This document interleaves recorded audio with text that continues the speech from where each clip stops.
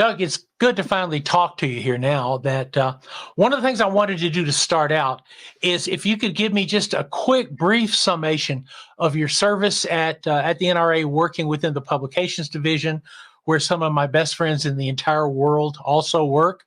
So if you could just touch on that to frame what your antecedents were. Sure, be glad to do that, Michael. I came on board the NRA staff back in February of 2014 as the Executive Director of Publications. And I've had the great privilege of working with some tremendous staffers. My background had been in multimedia, so print, digital, video, e-newsletters, and websites. And the Publications Division was a great opportunity because I was able to use all of the background, all the things that I'd done in my past, with a fantastic staff who knew how to bring all these products to life. And so I've been doing that for the last 10 years. And as you know, in the publishing world, you've got editorial, you've got advertising sales, you have distribution, and we have huge magazine distribution. We're still one of the largest publishers in the United States. And the goal was to support the communications objectives of the National Rifle Association. And through that experience, got quite a bit of exposure to all the various departments and divisions that we have. And I understand also that publications routinely made money, which is a trick in this environment. Again, I come out of magazines. When Newspapers to Magazines was in New York City as a magazine editor, I know how hard publications are to make money on an ongoing basis. So my congratulations to you on that. And I'm sorry you have to deal with Mark Keefe. That's the only thing I can tell you. There's just nothing to be done for that. But I wanted to mention to you something that when a lot of this boiled up on the NRA, one of your donators, a guy that's been really close with you guys, a really good personal friend of mine, has helped pump millions into the NRA. And he called me up and he said, I need to understand why this is so personal, Michael. I need to understand why the NRA's problems on social media, on a lot of places, are so personal. And the best way I had to explain to him was I grew up in Tennessee. A lot of my people, dirt farmers, they work factories, they work clothing mills. They weren't rich. But the one thing they did from the time I was growing up, the time I could remember, was they always paid their NRA bill. They always paid it. And they said to me that you pay your NRA bill before anything else because that's what's important. And I told my friend that the reason that there was that much bitterness was because it was seen as a personal betrayal. That we, my family, when they weren't exactly rolling in money, they made sure that money went to the NRA. Some of it went to the NRA. And then the NRA took advantage of them. And that's why it was so personal. So you say, and one of the things you've said is it's time to come back to the NRA. Why? Yeah. Well, I think the media has taken every opportunity to attack the National Rifle Association at every turn. And that's the mainstream media, but also the industry media. There's a lot of dissatisfied folks like yourself, Michael, and I'm not here to defend any of the impropriety that took place. That's not anything that I was involved in. But I understand the frustration that's out there. The thing that I will say, though, is you're talking about 650 staffers, of which you're going to implicate a half a dozen. And so the vast majority of the folks that I see when I walk in and out of this building, they're exactly the way you describe your family. They come from working class roots, like I do. Nothing was given to us. I think one of the problems that existed here is it's a for-profit mentality that I come from, but this has been a very successful nonprofit, and sometimes maybe people become complacent and they begin to stop treating the funds that they're entrusted with like their own. And I've said it in other interviews, I have been very aggressive here. I've been very conservative here within the business that I was given to manage. And my philosophy is spend it like it's your own.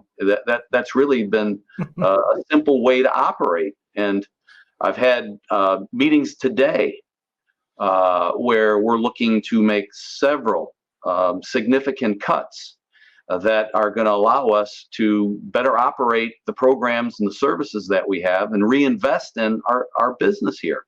So it's been a sea change, and the staff that's here, they understand that.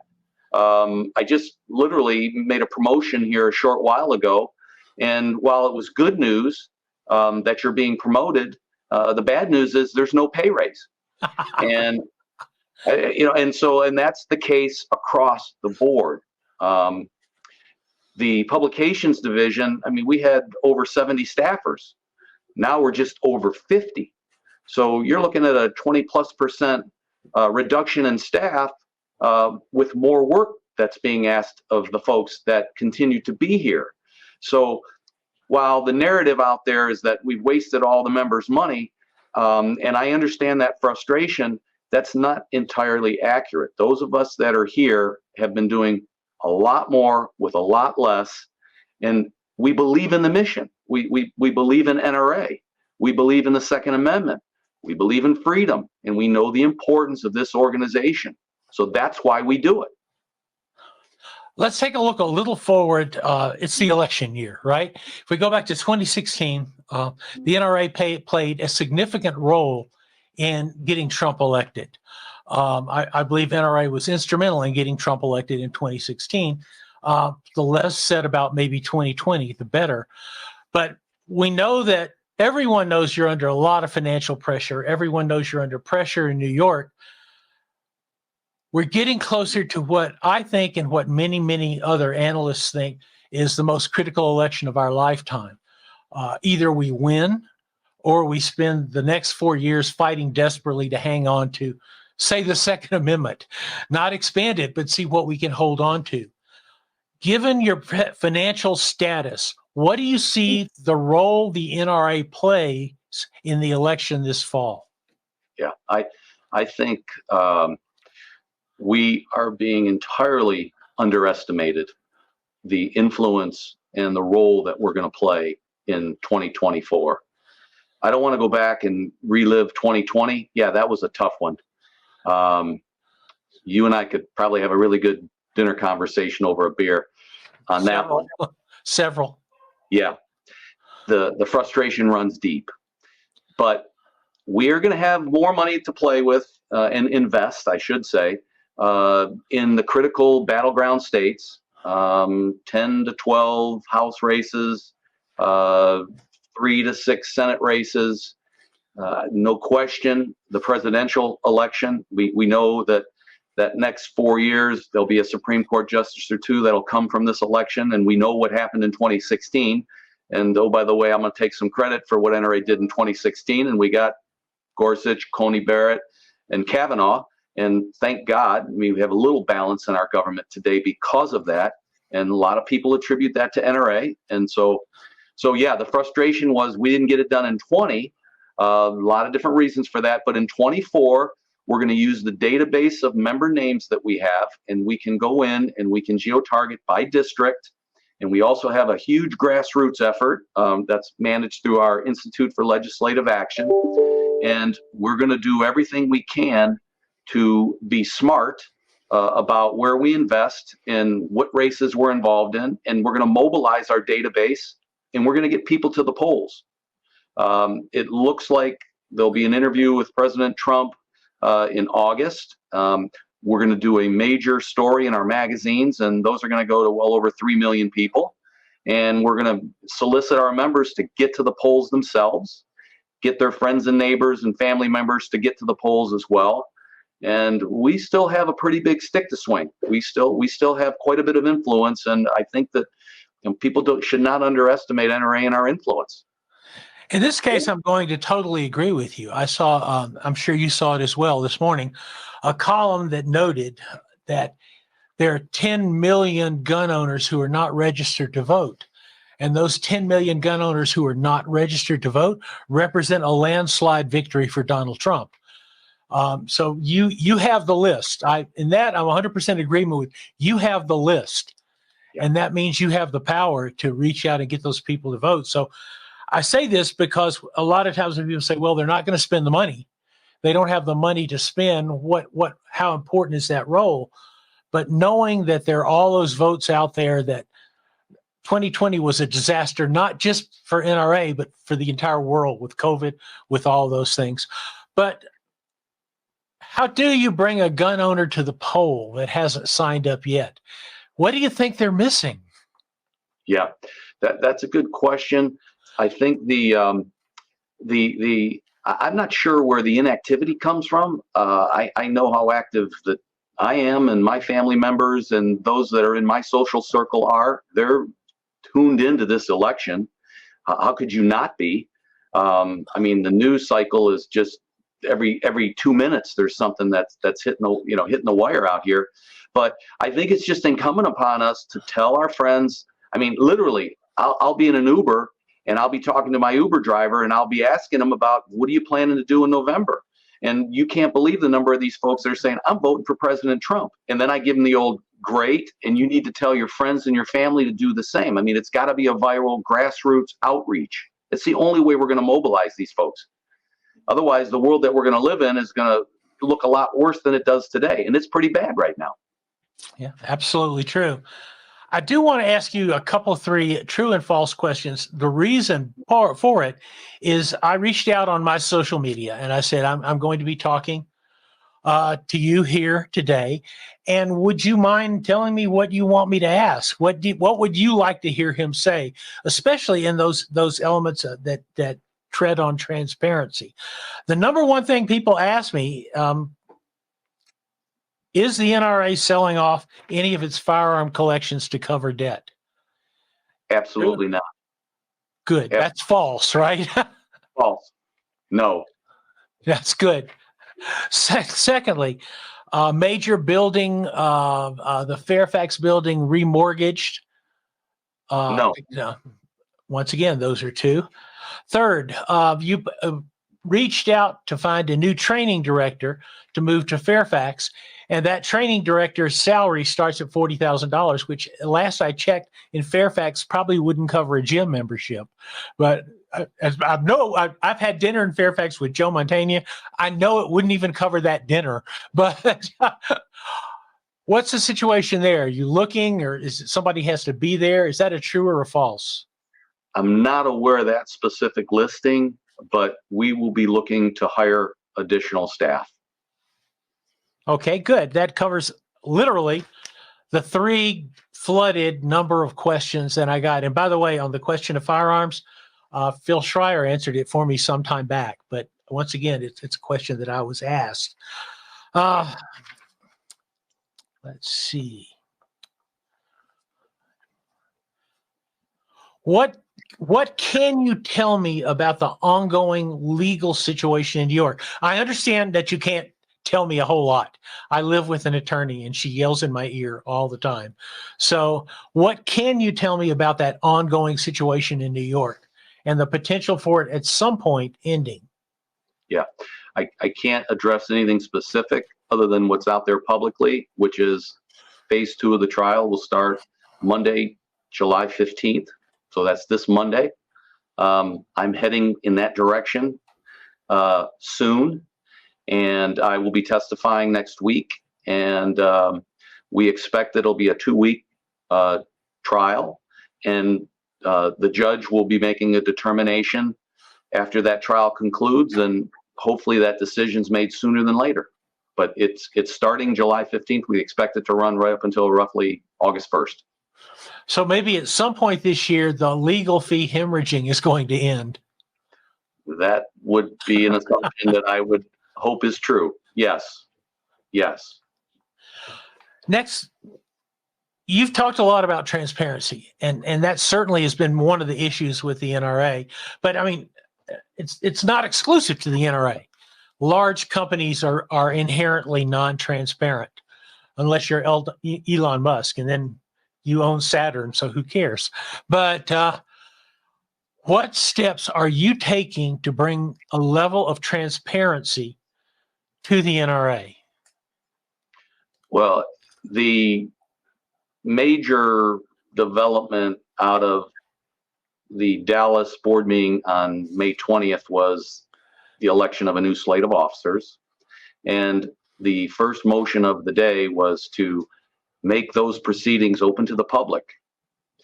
So everything that transpired, and there were several paper ballots, and there were auditors and people literally counting the votes in those four elected positions. So that was done in the open. That was done in the open, which was a break from tradition, a break from the past. And then one of the positions that was named, a new position, a new officer was named, and that's Bob Mensinger, who is our new chief compliance officer. And he's assisted by an auditor by the name of David Madrano. And so both these gentlemen have a big job. They don't report to me, they report to the board of directors. And they have implemented programs for whistleblowers. So if people on the inside of the building, people that are on the outside, if they see things that they think are malfeasance, they think they're immoral, there's an 800 number, people can call it. They can do it anonymously, they can do it publicly. And so we've set up systems now that allow people to report things, and there's no retribution. And I've said it many times, we are not going to tolerate wasteful spending. We're not going to tolerate in-house dealings. We're not going to tolerate any malfeasance. We're going to be good stewards of our member funds. We work for the members. It's our job to do that. And all the directors of the divisions, all of our staff, they've heard that directly from me, and they're fine with it. So I think it's been a change in direction, and it's not so much that it was happening every step of the way. No, that's not the case. The staff here, they're very honorable people. They're hardworking, honorable people who do the right thing. So we now have formal systems in place to reassure everybody, mostly the members and the public, that they can trust this organization to do the right thing. Let me talk a little bit about the board of directors. I have sat on the board of directors for a nonprofit. I am presently sitting on the board of directors for a nonprofit. The attorney girlfriend that I mentioned in passing has worked as an attorney for nonprofits. So I have, not to say I'm an expert on it, but I've at least sailed through those seas just a little bit. Do you foresee a time when the NRA has a board of directors in terms of the number of people more suited or more consistent with what you might see on nonprofits, very large nonprofits elsewhere in the country, as opposed to the present situation, which is unwieldy, cumbersome, and does not yield the kind of advice or the kind of directional importance that the board of directors should do in a nonprofit situation? Yeah, that's a good one. It would require a change to the bylaws, and that would have to take place because the board itself feels that this change does need to take place. When you have an organization of, at one point, 5.2 million members or so, you're going to need representation for those folks. It's similar to, you look at the state of California with over 50 congressional districts. You look at Wyoming, they've got one. So this is a large organization as far as nonprofits go. So I think that it's a conversation that people are having. It's not something that I'm asked to weigh in on. I'm not on the board. I don't have a vote. But I think it's a very fair question. I know that consensus building is not always the easiest thing to do when you've got 76 members of a board. But I understand the question, and I would be flexible to have a size of a board that's quite a bit smaller. I know in some cases we look at some of the for-profit board of directors where you're seeing a multinational corporation running on 20, 25 boards of directors. And some of the larger nonprofits, same thing. You see within that 15 to 20 number, which my understanding of that is because once you get beyond that number, the board of directors is really not directing the organization, which is what That's what the board of directors under a nonprofit is chartered to do. We need to tell you guys to do that. And at 78 members, you might as well have had Ringling Brothers and Barnum and Bailey come in and actually work the shows. But I understand. I have no ideas on how you work that. But I do think it's something that a lot of people worry about. I think you saw informers, if you're not informers, reformers. Amanda Suffolk and the others who came in this time with a commitment. Jeff Knox with a commitment to changing that board of directors. Have they given you any sense of when you can expect them to start moving? Oh, they're moving now. Yeah, these are vocal, involved, interested members of our board. And the thing that's happened that's been underreported is we've got roughly 30 new board members in the last 5 years that have come into the board, and they have very strong opinions, and they're being heard. And I think that's why I'm having this conversation with you today. I was not part of the slate from the nominating committee. I was nominated from the floor as were Bill Bockenberg and Mark Vaughn. And so I don't think that would have happened. I don't think the elections would have gone our way had it not been because of these 30 new members of the board that came in, including the names that you just mentioned. Can you speak to the, working with Buzz Mills, of course, who's the owner, CEO of GUNSITE, and has been instrumental in helping to move toward a transformation to the NRA. Can you speak a little to that? Sure. Buzz is a tremendous businessman. He's a great patriot. He's a Marine. He's done great things at GUNSITE. I send a lot of our staff out there for training and for seminars and for video opportunities. And so I'm very familiar with Buzz, and he's very familiar with me because he was on the publications committee. And so Buzz sat in on my 2 or 3 presentations a year for the last 10 years. And so part of the reason that I'm standing here is because Buzz has confidence in me, and he recruited me to do this. Buzz was instrumental in recruiting me to do this. And so he's a great personal friend, and I have a lot of respect for Buzz. He's a man of courage. And I think that we're fortunate to have Buzz on the board, and he gives us great credibility as we move forward. I am correct in saying you're a Marine? Yes, sir.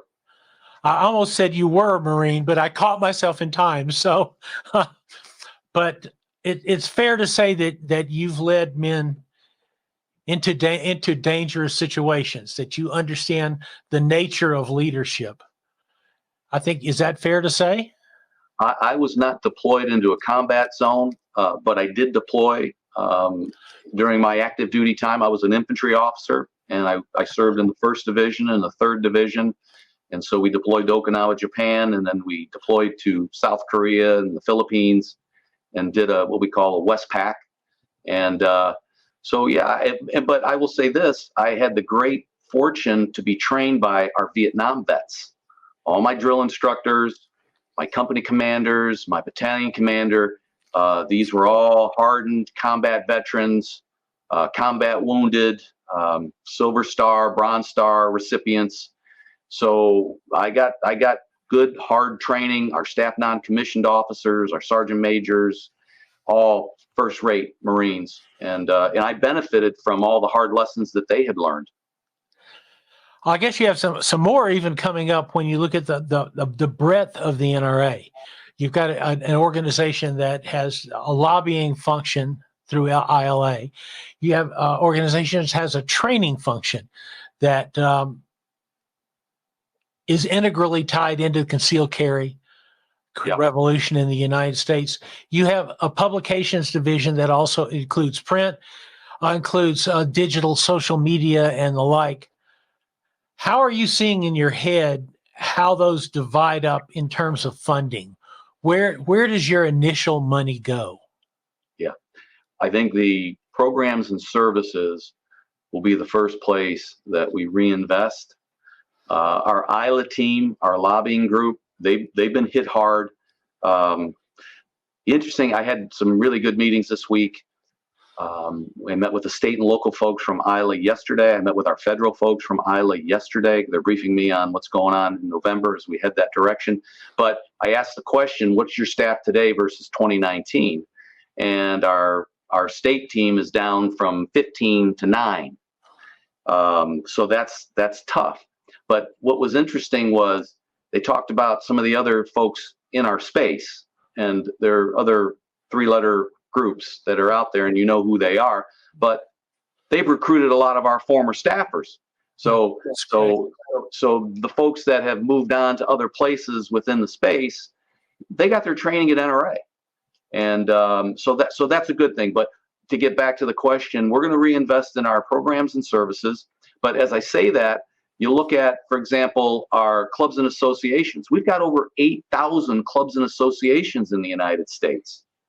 And we gave out over $2.5 million in grants in the last year.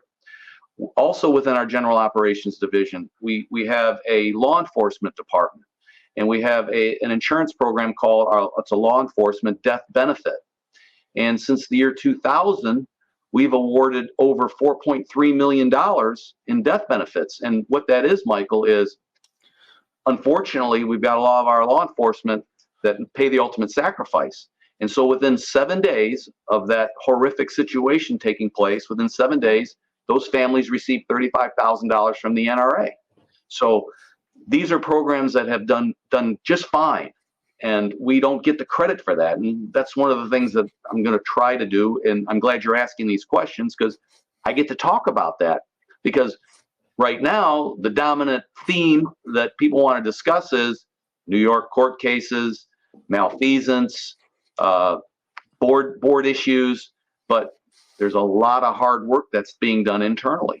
We've also got our Friends of NRA program. I'm guessing you've been to 1 or 2 of those events over the years. Yes.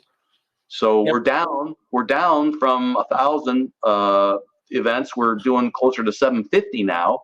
But as we turn the public opinion around and we get this message out there, hopefully more people will go to NRA.org, find out where they can go to a local friends dinner. There are silent auctions there. There are barbecues. There are people from within communities that are engaging with each other, and they have this common interest called Second Amendment freedom. And half the funds go to the NRA Foundation that are raised. The other half of the funds go to the states where those funds are raised. And then there's a committee that will determine those state funds. If it's Ohio, the Ohio committee will determine, of the 50 events in Ohio, of the 10 events in Ohio, which youth groups will be the beneficiary of that hard work. So we still have a great number of programs being managed and serviced, but we need to get more people out there so that more of these first-time gun buyers, more of these folks that are coming into this industry have a place to go. And we have over 100,000 NRA certified instructors. So you can go to NRA.org. You can put in the NRA.org. You're in Chicago, Illinois. You're in Detroit, Michigan. You're in Philadelphia, whatever. You're in a D county somewhere in New Mexico, out in a rural area. But you can find an NRA certified instructor because you bought your first firearm or your daughter did, and you can receive expert training so that you become more safe and more proficient. I'm one of your NRA instructors. I don't know whether that's good or bad, but you are now the front man, which means you are the guy that does the PR for NRA. And I know you've probably started feeling that heat from the moment you were chosen on. But in your own head, when you're thinking, okay, I'm now representing this organization, I'm now going to national media, much of which hates us.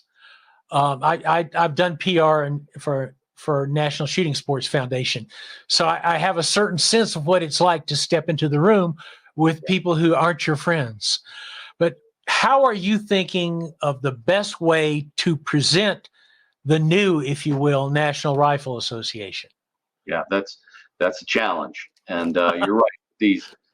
Some of these interviews are going to be hostile. And but I think part of it is create some op-ed content. And for example, let's talk about these folks in Turks and Caicos that had half a dozen rounds of ammunition in their luggage and end up, brought up on charges and could be put away for 10 years. So NRA creates a travel guide because every jurisdiction's different. And the onus is on you and me, Michael, to know what the local laws are.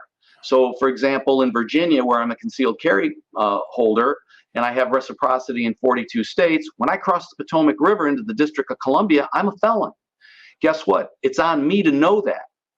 And so we create these kinds of information opportunities where people can come to NRA.org, they can do that research. And so that's a kind of a story that I might put out there and then make myself available to talk about it. And it's a public service because we want to talk about responsible firearm ownership. And I think you and I can both agree there are a lot of people that should not be in possession.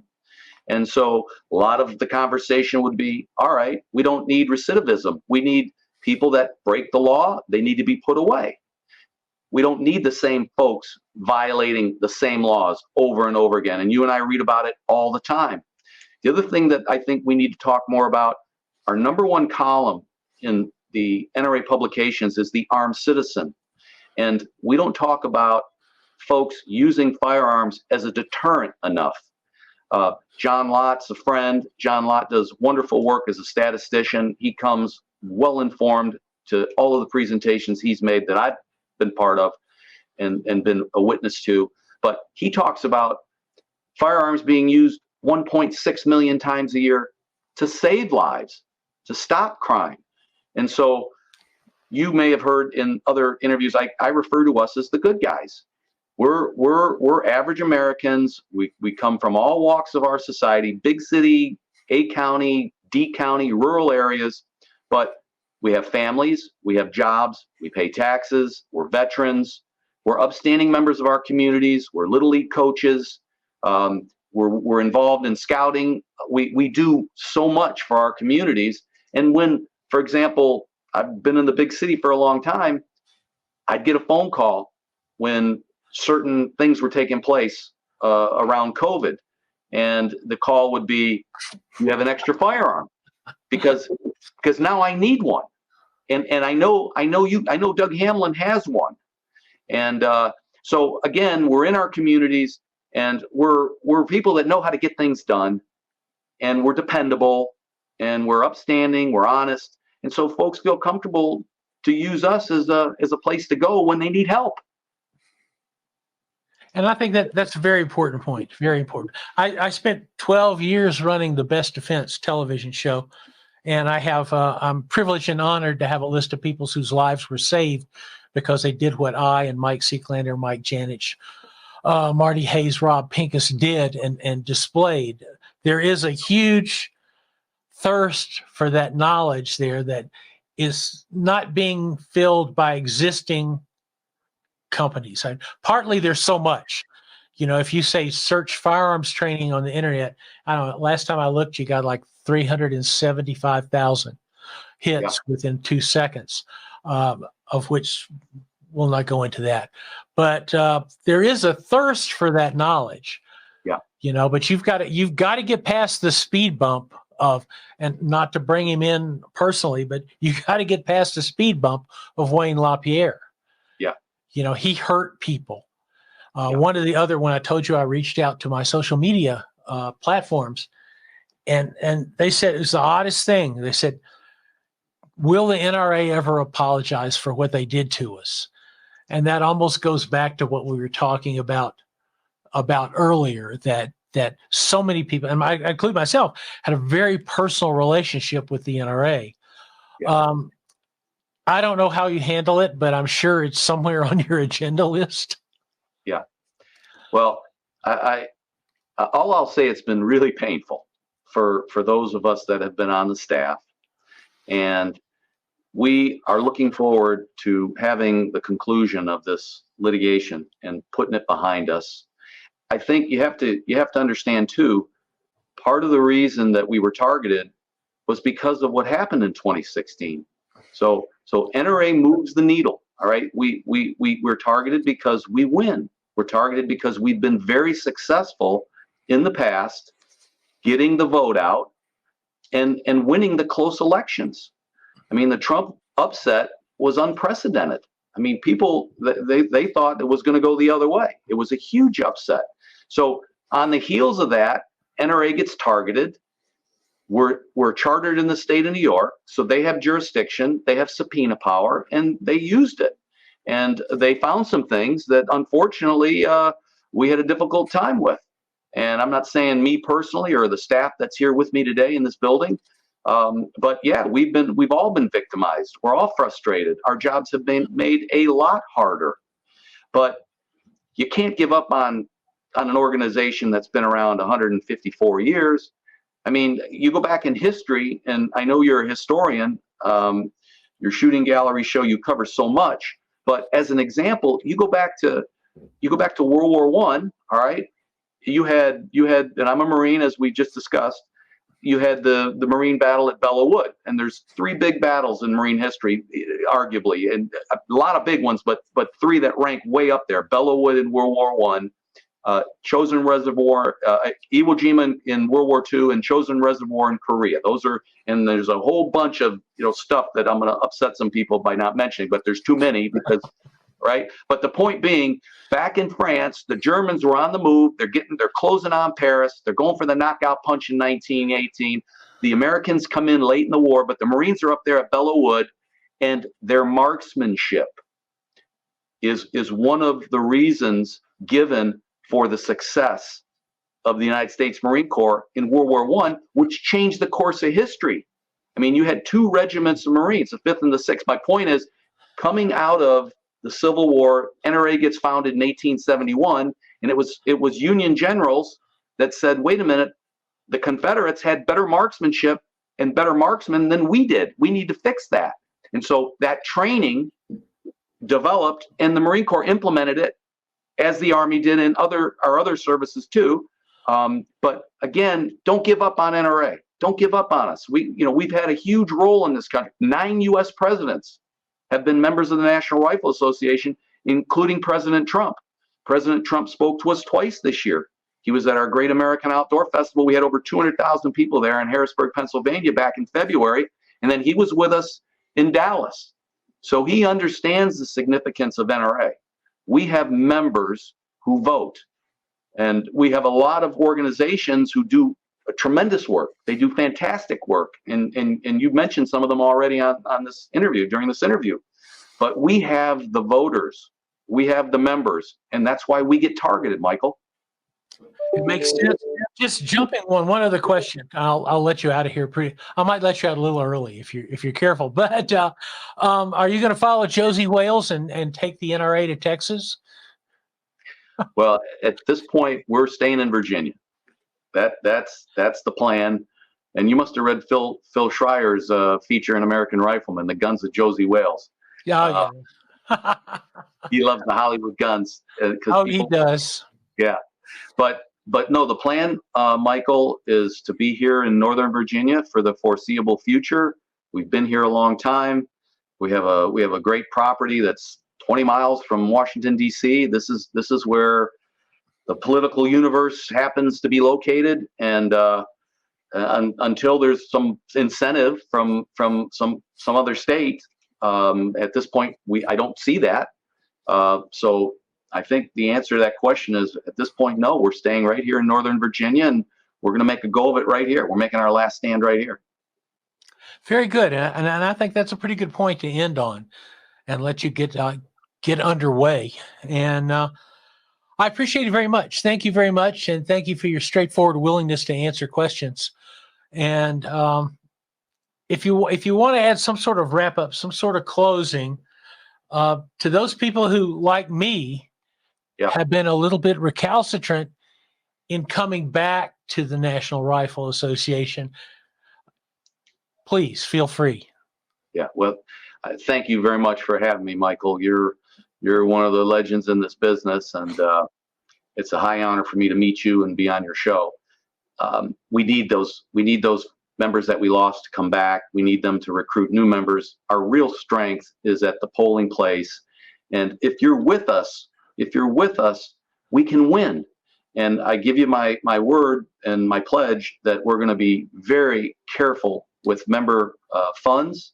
We're not going to be wasteful, and the dollars are going to go where you want them, which is the fight to win, the fight to preserve freedom. And we need your help as we approach November. Well, thank you very much, and you'll have it. And keep your head down. It's a dangerous place up there. Thank you, Michael. Thank you, Doug.